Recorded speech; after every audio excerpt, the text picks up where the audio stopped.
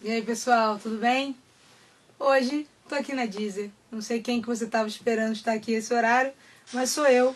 Mandem perguntas, entrem, fiquem à vontade. Vou deixar vocês beberem uma água. Vou dar uma olhada no relógio novo que eu comprei aqui. E aí vou deixar vocês entrarem aí. Então, se quiser ir ali, avisar pro seu amigo, pra sua amiga, sua mãe, que agora tá aprendendo aí a usar o Deezer. Então, mandem perguntas. Vou ficar aqui olhando pra essa câmera até que vocês respondam. Fala um pouquinho por que você tá aqui, do que você veio falar, o que tá Então, acontecendo. tô aqui hoje para falar do disco Para Dias Ruins. Lancei na sexta-feira, tá bem massa, eu particularmente gosto muito. Produzi esse disco e agora tô nessa fase de saber o que vocês acharam, de conversar. Tô aqui na Deezer com essa equipe linda que me recebeu com docinhos. E vou estar aqui respondendo o que vocês quiserem nessa live maravilhosa. Legal, Mamundi, seja muito bem-vinda. Obrigado por comparecer aqui a Maneiro. Deezer e tudo mais.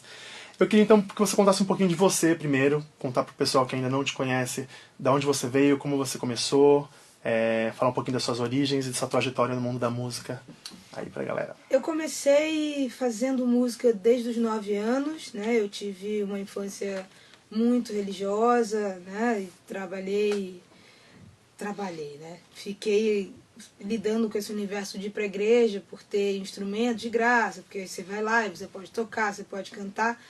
Essa coisa da comunidade cristã é sempre legal porque você pode ficar ali usando e tal. Então comecei desde os 9 e eu acho que ali pelos 18 eu parei com esse negócio e comecei a tentar ter banda. Teve um momento que eu conheci uns meninos que gostavam de Nirvana e comecei a tocar bateria nessa banda. Enfim, foi uma trajetória crescendo com instrumento, assim. Depois eu toquei bateria, depois comecei a tocar guitarra. E comecei nesse rolê, comecei depois dos 20 anos ouvindo mais discos, porque lá em casa a gente só ouvia música gospel, era meio ciclo mais fechado. E aí acho que tive mais contato com música de fora a partir dos 20 anos, assim. E você lembra quem foram os primeiros artistas ou influências que te chamaram a atenção pra você sair do gospel e buscar coisas novas? Então, com 18 anos, cara, lá em casa não tinha MTV, não tinha nada. E aí eu ia pra casa do pessoal lá da igreja que tinha MTV. E aí eu conheci Avril Lavigne, Skater Boy, 2003, se não me engano, artista da Arista. E aí eu fiquei encantada com aquilo, porque era uma menina meio, sei lá, que não era pop eletrônico, era rock, ela era meio rebelde, sei lá, o clipe dela, todo mundo correndo, termina com helicóptero, umas coisas meio mirabolantes assim. E aí eu acho que foi a primeira artista que eu falei, nossa, que legal, né? Nessa época específica do começo ali dos anos 2000, eu acho que Britney, Christina Aguilera, tinha algumas mulheres ali já fazendo música, mas eu não me identificava com aquele mood, né? E aí comecei a ouvir rock. Eu lembro de ouvir discos, né, dos outros. Descobrimento do Brasil, do Legião Urbana, Be Here Now, do Oasis. Ouvi muita coisa do Gênesis, que eu pegava emprestado disco com os outros, meio que ouvindo escondido em casa. Hoje em dia eu fico prestando atenção bobeira, né? Mas lá em casa meu pai era muito rígido, porque ele sempre achava que o rock, a rua, não sei o quê, ia levar a gente pra beber, pra droga, não sei o quê. Então eu acho que esses artistas, eu acho que foram o Liam Gallagher e o Noel, me incentivaram muito essa coisa de estudar sétima, nona, esses acordes. Depois descobri que o Noel e o Liam ouviam muito Beatles. E aí depois comecei a buscar esses artistas, comecei a ver que a Avril Lavigne gostava muito de Alanis Morissette, que gosta muito de Pat Smith, e aí você vai buscando ali e comecei a abrir mais essa mente, assim, mas acho que foram os 4 artistas que eu ouvi bastante por um tempo. Legal.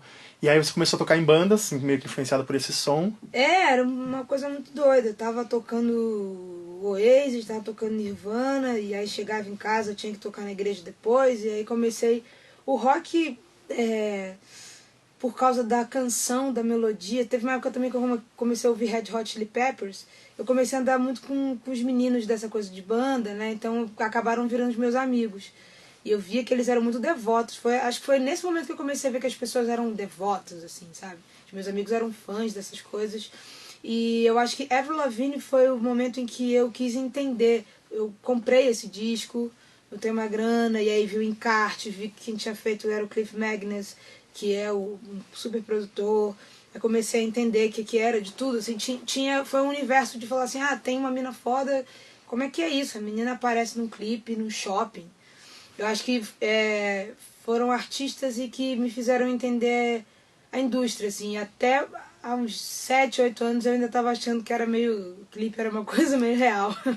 Fazendo o clipe hoje eu já vejo que são várias e várias construções. Assim.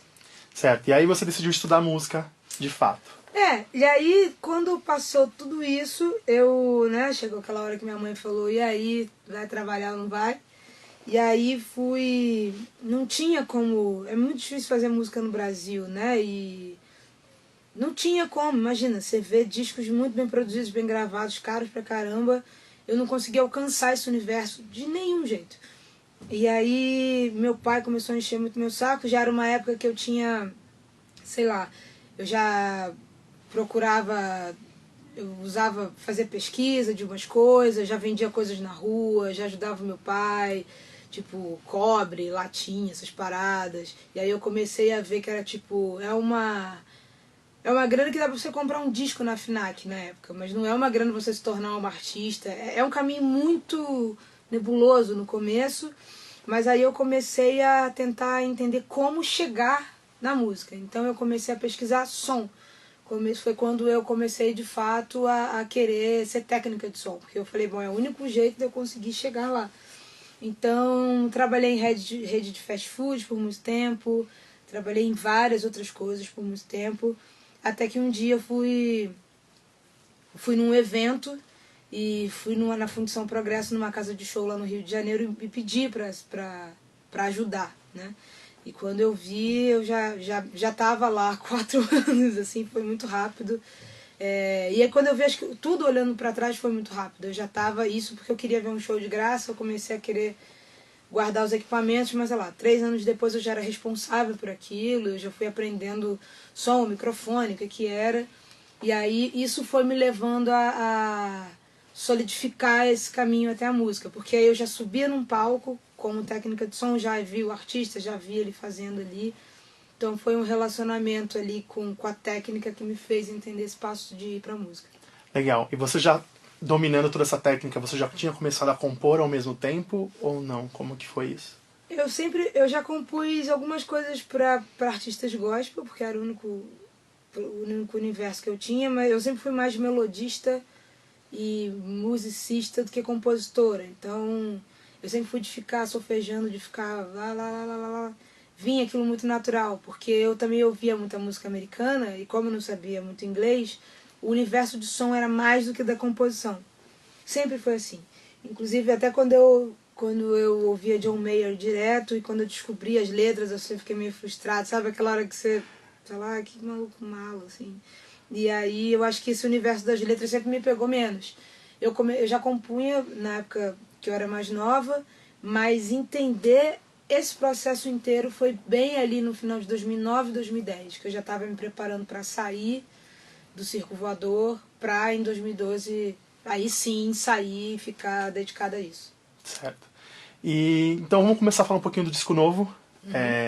Queria que você primeiro começasse contando o que mudou desse disco novo para o seu som anterior. Qual foi a evolução? O que você, quais foram as situações que você foram entendendo para você chegar na sonoridade desse disco novo?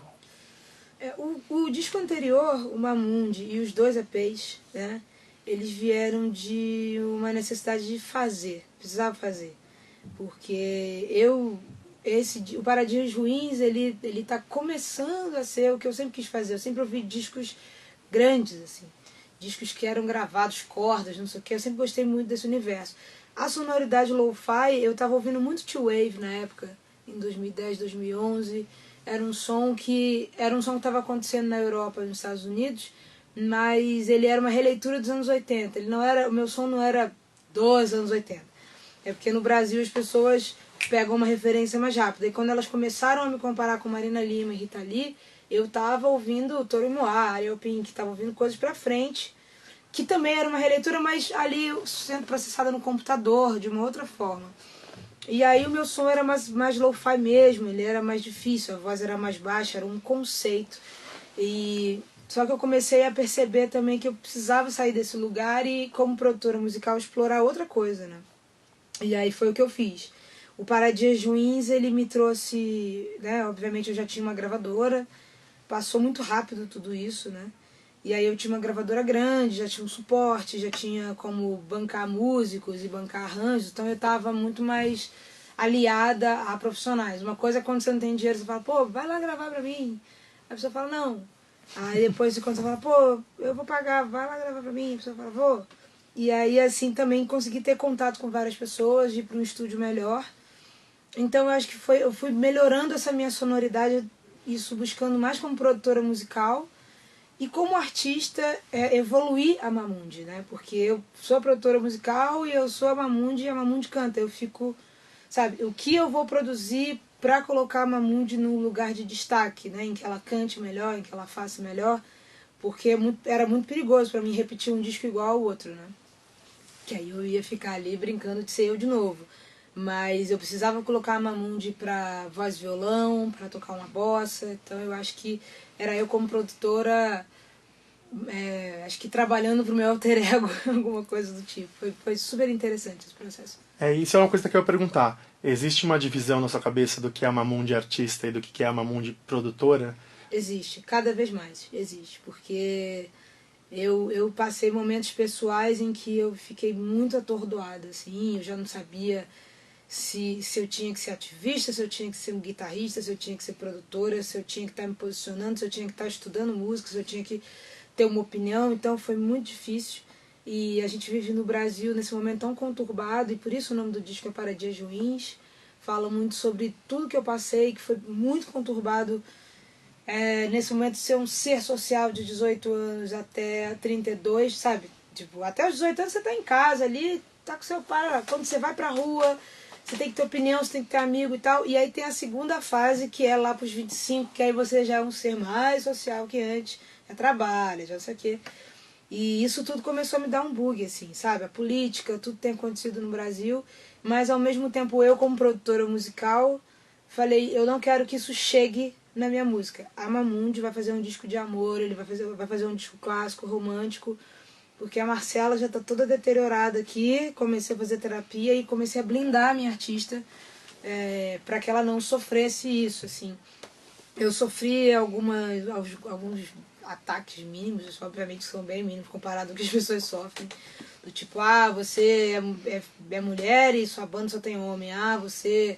Falei, bicho, eu não posso ficar nessa linha de frente, assim, né? Eu preciso produzir e fazer um disco político também ia me deteriorar bastante. Então eu acho que o amor, de fato, é a única coisa que não sai de moda e é a única coisa que pode encobrir essas coisas a princípio, porque aí a gente fica todo mundo melhor nisso, assim. Então eu decidi blindar ali a Mamundi e deixar ela fora desse negócio. Legal. E aí você chegou então em 9 faixas no Paradias Ruins. Sim. E já perguntaram aqui também, eu queria saber das 9, qual que é a sua favorita, qual que você tem mais orgulho de ter criado e qual a razão? Putz, eu gosto de todas elas. Gosto de todas elas porque são músicas muito diferentes, né? Eu, quando faço música, eu faço a música que eu gostaria de ouvir. Então, sei lá, eu não ouço mais música como antigamente porque o meu ouvido já não está como antigamente, assim. É uma coisa horrível. Ouço uma música, eu já fico, esse timbre, esse aqui. Então eu tenho ouvido músicas que me traziam uma memória mais afetiva. Então eu tô ouvindo coisas muito lá dos anos 50, muito lá pra trás, Motown, muita coisa, porque eu acho que hoje a minha referência seria mais crítica, né? Então fui tentando entender ali como fazer, e aí acabei me apaixonando por cada faixa, porque eu gosto desse processo, gosto de chegar ali em 3 minutos e 50 e a música te trazer uma coisa nova, eu gosto disso. Então eu acho que Vibra, a faixa 4, se eu não me engano, que é uma das que eu mais gosto porque ela tem um desenho de som, fiquei ali batendo cabeça naquilo. Quantas vezes repeti esse delay pra misturar com... E aí é uma coisa meio falando, porra, maneiro. Mas as outras que são mais canções, que apresentam mais a voz da Mamundi, eu tenho esse orgulho, assim. Como produtora, eu acho que Vibra e Eu Quero Ser o Mar são as que me deram mais trabalho. por serem faixas muito orgânicas. Tinha o risco de ficar uma bossa nova meio Brasil, que era uma coisa que eu não queria, porque já tem muita gente que faz isso melhor do que eu. Então eu quis trazer ela para uma sonoridade pessoal. E como artista, eu acho que As Voltas é a minha música preferida, porque me coloca ali como cantora, com 2 elementos, tipo, com baixo acústico, com a minha voz e com o piano. Eu lembro que algumas pessoas falavam, você não quer botar um estalo de trap? Eu falei, tipo, não. Eu vou encarar 3 elementos aqui e a gente vai lidar com esse silêncio, né? Porque eu acho que tem muito dessa coisa da nossa geração e da geração mais nova de não lidar com o silêncio. Então, às vezes, a faixa tem uma mensagem, ela tem um silêncio. Então, não queria sofrer nenhuma ansiedade e encarar isso com maturidade. Assim. Então, acho que As Voltas, como artista, é a música preferida. Vibra e Eu Quero Ser Uma como produtora são as minhas preferidas. Legal, legal. Então, perguntando aqui também se você tem intenção de gravar parcerias com artistas brasileiros ou internacionais e quais seriam, quem são as pessoas que você sonha e sempre sonhou em fazer uma parceria. Ai, cara, tem pessoas que eu só queria estar em estúdio, assim, sei lá, eu queria estar vendo como é que a Rihanna trabalha, por exemplo. Ficar ali sentada ali, sei lá. Tenho vontade de, sei lá, conhecer o Mark Ronson, que produziu o disco da Lily Allen, que eu amo. Tenho, que produziu também o disco da Amy Winehouse, mas eu acho que a produção do Mark Ronson com a Right Still, da Lily Allen, foi, pra mim, assim, é foda. E tem artistas que eu tenho vontade de estar perto. Tem aquele cara lá do DFA, qual é o nome dele? De Sound System. Não me recordo também. James Murphy. Tem algumas pessoas que eu queria estar mais em estúdio ali aprendendo. Artistas brasileiros, sei lá. Já falei com a Emicida várias vezes pra gente fazer, aí já cai no campo das amizades. Tenho vontade de trabalhar com essa cena LGBT que tem me trazido, assim, muita inspiração, sabe? Linda Quebrada, essa galera, assim, que você fala, uou, como seria a gente estar no estúdio trabalhando, assim, o que a gente faz? Eu não quero ser uma pessoa que traga minha assinatura para as outras, assim. Existem esses métodos de produção também, né? Mas ele favorece mais ao produtor, o que é meio chato, né? Eu tava até falando isso hoje mais cedo. Às vezes um artista se empenha pra caramba e tá o produtor na capa do jornal com uma mesa do lado. Então isso aconteceu muito durante anos 80 e 90 na indústria do Brasil. Então eu quero ser a pessoa que fala, e aí, vamos descobrir o melhor de você? O que você gosta? Vamos tomar uma cerveja, ver clipe, ver vídeo, ver música? Então eu espero, com esse disco também, que foi um disco em que eu aprendi mais sobre produção, porque, né, no campo das ideias e no que executa é outra coisa, quero o ano que vem estar mais disponível, assim, para estar produzindo artistas brasileiros e artistas brasileiros da minha geração, que é o meu principal momento, o que eu gostaria mesmo, assim, não sei se eu quero me meter fazendo coisas de pessoas já, né, já aqui afinadas no Brasil. Eu queria estar lidando com essa galera mais jovem para estar ali descobrindo junto com eles ali um som pessoal. Legal. Outra pergunta interessante que fizeram aqui, que você comentou que você está ouvindo muita coisa antiga e tal. Qual artista ou qual música que você gostaria de fazer uma releitura com o seu som, com a sua cara, assim? Eu tenho ouvido bastante de coisas de jazz. Tem um guitarrista de Brasília chamado Pedro Martins, que é um dos melhores guitarristas pra mim, da minha geração. O moleque tem 24 anos, ele é o campeão de Montreux, é um absurdo. Eu tenho muita vontade de fazer um disco com ele, talvez cantar Elis, talvez cantar algumas coisas, e não necessariamente eu vou cantar Elis e as pessoas compararem. Eu acho que a gente hoje tem uma liberdade por não ter gravadoras e produtores e pessoas ali enchendo de você tem que fazer igual, é que eu acho que o que faz um artista ser um artista é a assinatura dele. Se ele tem a assinatura dele, ele pode cantar o que ele quiser. Mais do que ele ficar tentando tirar o timbre da Amy Winehouse, sabe? Então eu acho que hoje eu tô muito mais em paz. Foi bom também eu conseguir me empoderar internamente sobre isso e não ter a obrigação de ser uma atletinha que tem que fazer tudo certo, né? Então hoje eu tô, tipo assim, eu tenho muita vontade de reproduzir algumas coisas. Tem um disco, Tom e Elis, que é um disco que eu amo, assim, que ele é bem doce, ele é bem legal. Coisas do Jorge Benjor, enfim. Mas são ideias, assim, porque dá muito trabalho, são pessoas que são muito fodas. E aí eu sempre fico pensando na roupa dessas versões e mais do que cantar também, né? Fico sempre nessa doideira na minha cabeça. Legal. E você comentou bastante no começo da conversa sobre como você descobria música nova, que você ia atrás dos discos dos amigos e tal. E tudo esse cenário mudou muito hoje em dia. Com o streaming, com a internet, o acesso a novas coisas é muito, muito mais fácil e é muito mais democrático. E eu queria que você contasse um pouquinho a sua experiência em descobrir novos sons, em descobrir novas músicas. Como que é hoje em dia comparado com aquela época? Olha, antes eu nunca tive computador também, fui ter computador fui ter um iMac que eu comprei, né? Mas antes eu usava Lan House, né? Então eu, sei lá, eu separava ali todo final de semana R$10, que eu sabia que R$10 ali eu ficava, eu já tinha feito amizade com o menino da Lan House, eu falava, cara, R$10 é o que? Eu posso ficar a madrugada inteira ou o final de semana. E aí eu levava um pendrive e ficava muito no MySpace. MySpace, eu abria um artista de Israel e aí ele me conectava, ficava aquelas carinhas ali do lado. E era incrível aquilo. Eu comecei a colocar músicas no MySpace, né? E aí o MySpace faliu e aí minhas músicas sumiram. Justin Timberlake, parabéns. Obrigada por ter feito isso. E aí eu vivi muito nesse universo, né? Com as plataformas, hoje em dia está muito mais fácil porque para mim é mais como uma biblioteca, né? Como uma grande biblioteca. Antes o MySpace era uma coisa de descoberta. Eu não uso tantas plataformas, tipo na Deezer. Quando eu entro, eu vou descobrir alguma coisa, eu vou ver os discos que eu não tinha acesso, sabe? Antes a minha relação era de plim, plim, plim. E aí ia abrindo, quando eu via, eu já estava tipo, muito lá na frente, assim. Descobri, sei lá, os compositores da Nora Jones, alguma coisa assim, porque eu ficava catando e achava o cara depois de 15 cliques. Então hoje pra mim é mais essa coisa da plataforma, ela te dá um acervo que você... Eu pelo menos que comecei a ouvir música muito tarde, né, música secular, comecei a ouvir com 21.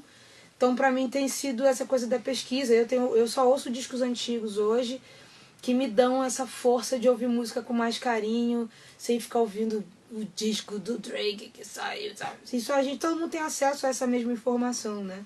Então pra mim é mais o desejo de buscar aquilo que eu não tive a oportunidade de rever. Então eu fico muito tempo nas plataformas, assim. Passo Legal. muito tempo.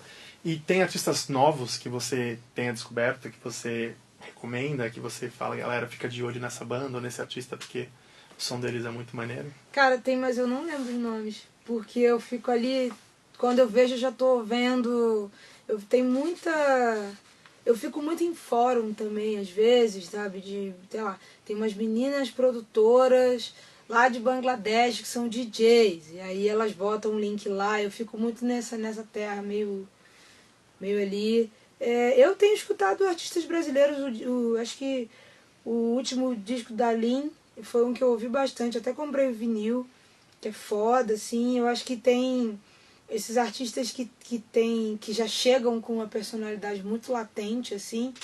Quando eu me interesso muito, né, pela coisa da imagem, e aí quando você vai bater no disco, assim, você fica tudo em paz, fala, nossa, que maneira, tudo isso.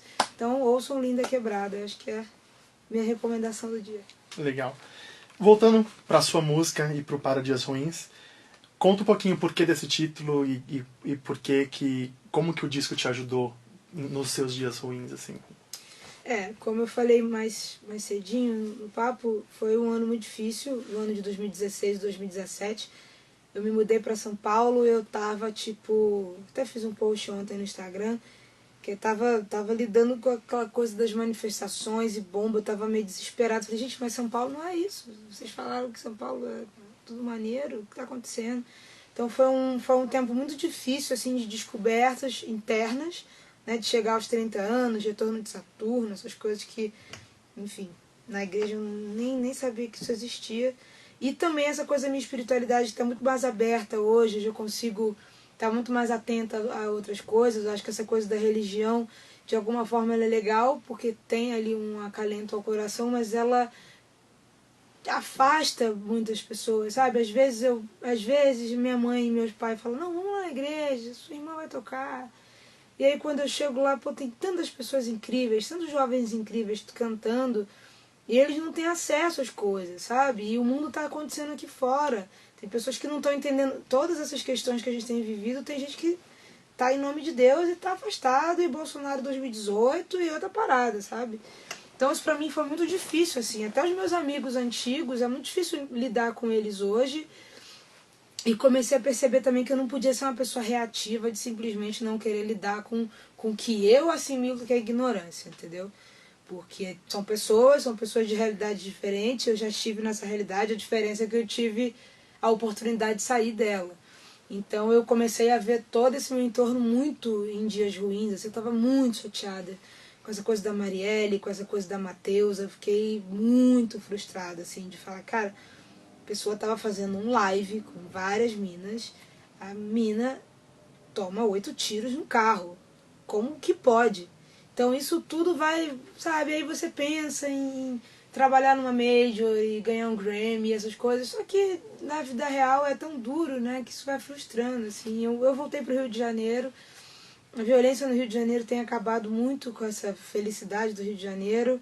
Eu hoje moro na zona sul do Rio de Janeiro e até falo com amigos meus, eu tenho mais dinheiro que você hoje, mas eu continuo sendo parada em blitz e você não. Então às vezes tenho um cano de fuzil assim na minha janela. Então, e tem muito essa brincadeira aqui, que eu já vi que a galera fala, não, a gente anda com branco porque a gente não é parado. Eu falei, cara, é muito duro quando tem que começar a viver no campo da risada, né? É bem difícil. Então, eu tô falando isso como uma artista negra e também, tipo, cada vez mais descobrindo essas coisas, mas não quis me atordoar, porque eu tinha a opção também de ficar muito depressiva nesse processo, mas eu comecei a entender que dias ruins eles precisam existir, que aí você vai entendendo também como se posicionar, porque se essa coisa da religião que imprime muito felicidade, sabe? Então tem muitos casais, por exemplo, que não se divorciam porque precisam estar felizes. Tem vários, sei lá, várias pessoas que querem assumir suas posições, sabe? Querem sair do armário, querem contar com seus pais que são gays, que estão querendo fazer e não podem fazer isso, porque tem um layer de felicidade, sabe? Então, às vezes, uma atitude que te faz ter dias ruins, ela pode te empoderar e te fazer ir para um outro lugar. Foi isso que aconteceu, assim. Eu quis reagir fazendo um disco de amor em dias que foram muito ruins para mim. Legal. E falando muito de toda essa questão racial e tal, tem uma pergunta aqui que pergunta o que você acha da melhor valorização dos artistas negros em gêneros além do rap, como por exemplo o MPB e outros campos da música? Eu acho ótimo, eu acho que é isso, não tem nem... Eu não gostaria nem de estar achando, né? Eu gostaria que fosse um fato, assim, que a gente não pudesse nem ficar falando. Eu sou a pessoa que acho também que o novo negro, ele não precisa vir sempre comercialmente pronto, sabe? Às vezes as pessoas já estão começando a ter catálogo do negro bonito, da negra bonita, do black, e isso também rotula a gente num outro lugar. Então, sei lá, eu hoje prefiro estar cuidando da minha pele e não ter maquiagem do que ter que ter a maquiagem porque eu não posso. Tipo, a gente tá fazendo a mesma coisa que antes, só que de um outro modelo, né? Não, leva a mina lá, negra, lá pra fazer, mas vamos botar um batom bem vermelho pra provar que você é, tipo... Então também não ajuda. Mas ao mesmo tempo é um caminho longo em que a gente tem que passar por isso. Eu acho que são oportunidades de alguma forma. Eu só sempre deixo claro que eu não quero fazer parte de um novo rótulo de indústria de publicidade. Assim. Eu gostaria que a gente tivesse direitos iguais de se expressar. Essa coisa do rap... Eu já fui muito preconceituosa com rap, de achar que, sei lá, não ouvia esses caras 50 Cent, Snoop Dogg, porque eu achava que era uma galera meio bad. E aí, cara, hoje em dia eu falo, não, é voz, é resistência, sabe? Porque a gente também é ensinado, apesar da cultura americana ficar te botando lá todo dia, eles também deixam subliminarmente que, assim, é uma galera com grana, mas é uma galera bad, hein? Não anda com os caras. Então tem isso, né? A indústria americana também morde a sopra ali com isso. E eu... também fui muito contaminada por gostar muito de televisão, gostar muito de clipes. Então, hoje em dia, para além do rap, eu acho que amigos meus como Emicida, como a Drica Barbosa, são pessoas que estão saindo também desse lugar de só ficarem... que é incrível, mas você pode também estar falando de outra coisa, sabe? A violência, eu imagino que falar sobre violência e tudo isso, porque é a nossa realidade, mas também não dá pra ficar chateado com quem tá querendo sair desse lugar, que às vezes eu acho que essa coisa do rap, ele é muito forte, né? Quando ele começa a ficar mais solar, a galera fica bolada. Então eu acho que eu tô feliz pra essa coisa do negro para além do rap, só queria que fosse igualitário musicalmente, que a gente não precisasse ficar trazendo algum tipo de estereótipo para ser visto. Legal. E você comentou agora e comentou em outras vezes também sobre a importância dos clipes, que você gosta muito de clipe e tal. E estão perguntando aqui se o álbum vão ter clipes, como vão ser e coisas e tal. Olá, gravadora Universal Music. Liberar essa verbinha aí. Mentira, vai ter sim. Vai ter sim. A galera lá é maneira. E você pediu. Eu fiz o roteiro desse clipe novo. Fiz direção criativa dele, estava muito empolgado, que eu me dirigi, tinha a cena que eu ia lá me ver, eu ia me ver e tal. Foi legal também esse processo de... Enfim, a gente passou por uma indústria que moldava muitos artistas, né? Vamos tratar você assim, a gente investe você assim e tal. Hoje em dia, eu tenho, por exemplo, eu tenho a liberdade de dirigir meu clipe junto com o Henrique Aqualo. Outros artistas fazem isso, Jalu faz isso muito bem, ele tem uma câmera, ele já dirige. O clipe Chuva, que é um clipe foda, ele que fez, costurou a roupa. Falei, bicho, é maravilhoso essa liberdade que a gente tem hoje, sabe? Por isso que eu sou fã dessas pessoas também, porque eu também acredito numa indústria que pode ser todo mundo ser amigo mesmo e não fazer concessões para sermos amigos, porque tem que ser. Então eu admiro muitos meus amigos assim e eles também me inspiram a fazerem mais clipes e a estarem com a mão na massa disso. Então eu espero que tenha mais clipes e mais lives aí. Miguel Afonso, libera aí pra nós. Legal. E agora estão perguntando também de turnê. Quando começam os shows, quais são as cidades que você já tem data e tudo mais? Eu não tô sabendo muito não, mas dia 21 de setembro, Sesc Pompeia, porque eu acabei de sair do cativeiro do estúdio. E agora... Mas isso já vai tá online, eu vou estar passando essas datas, mas a princípio dia 21 de setembro no Sesc Pompeia. Vou falar com o pessoal do Sesc lá para não ficar vendendo só online, me dar mais um dia de data. Queria que todo mundo fosse lá. É uma celebração desses momentos. As pessoas falam assim, nossa, mas você é uma pessoa tem uma cara tão boazinha, uma pessoa tão legal, né?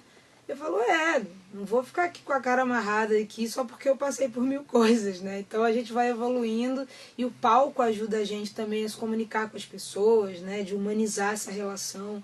Eu acho que o palco no mundo inteiro ele tem mudado bastante, não é mais aquela coisa que pessoa lá e você tá aqui. Acho que cada vez mais ele tá mais olho no olho e, sei lá, artistas como Lady Gaga, por exemplo, que adoram o espetáculo, ainda assim humanizam esse espetáculo. Então acho que o palco, começar essa turnê nova vai ser uma experiência também de interagir mais com as pessoas. Legal. Acho que é isso. Manda um recado se você tiver.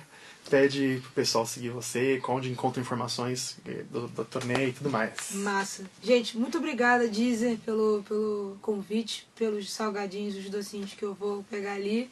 Foi massa, adoro vir aqui, tava com saudade de vir aqui.